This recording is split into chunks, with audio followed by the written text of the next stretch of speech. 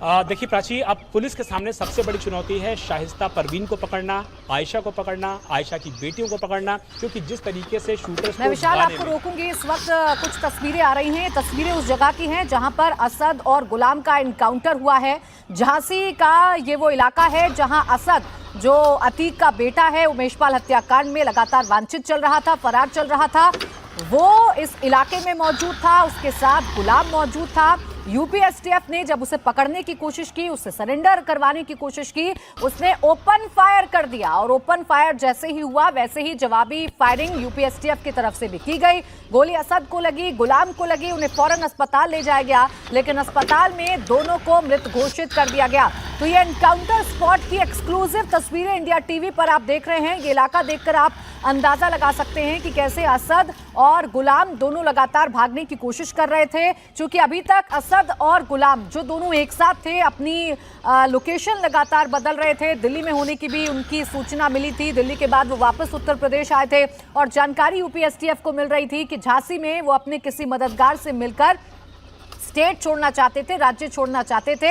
UP STF लगातार असद पर नजर बनाई हुई थी, गुलाम पर नजर बनाई हुई थी और जैसे ही आमना सामना होता है असद का और गुलाम का यूपी एसटीएफ से, यूपी पुलिस से, वैसे ही फायरिंग शुरू कर देता है असद। क्योंकि जो जानकारी मिल रही है वो ये कि हथियार बरामद हुए हैं, वो हथियार बरामद हुए हैं जो विदेशी हथियार हैं, सेंसिटिव हथियार बरामद हुए हैं असद और गुलाम के पास है। आप अंदाजा लगाइए कि असद किस तरीके का किस प्रवृत्ति का लड़का था। वो अपने पिता के गुनाह के साम्राज्य को संभालना चाहता था। वो चाहता था कि जितने भी गुर्गे हैं, जितनी भी गैंग है, वो एक्टिव रहे अतीक अहमद का, और उसका वो जो दबदबा था अतीक अहमद का, जो एक वो डर का साम्राज्य फैलाना चाहता था, उसे बेटा आगे बढ़ाना चाहता था। और यही वजह, और देखिए तस्वीरें भी आ गई हैं, एक्सक्लूसिव तस्वीरें हम आपको दिखा रहे हैं। जब ढेर किया गया इन दोनों को, ये बाइक पर सवार थे, काले रंग की आपको बाइक नजर आ रही होगी।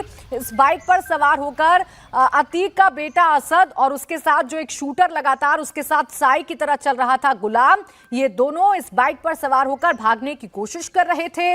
पुलिस का आमना सामना जैसे ही इन दोनों से हुआ, इन दोनों को सरेंडर करने के लिए कहा गया, कोशिश की गई यूपी एसटीएफ की तरफ से कि इन दोनों को सरेंडर करवा लिया जाए, पकड़ लिया जाए, पुलिस अपनी कस्टडी में ले ले। इंडिया टीवी हर वक्त हर जगह डाउनलोड करने के लिए सर्च करें India TV news Google play store या ऐप स्टोर पर।